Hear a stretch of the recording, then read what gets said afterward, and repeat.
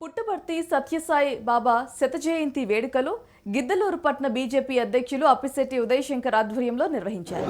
స్వామివారిని దర్శనం చేసుకుని ఆయన మార్గంలో నడవాలని ఉదయశంకర్ తెలిపారు. ఆయన స్ఫూర్తితో సేవా కార్యక్రమాలు నిర్వహించాలని ఉదయశంకర్ తెలిపారు.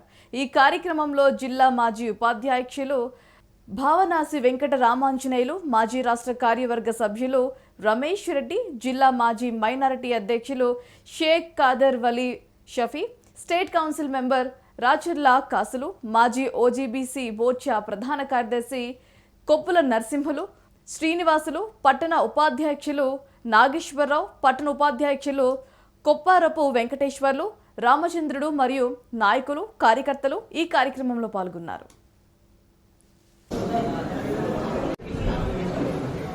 Okay.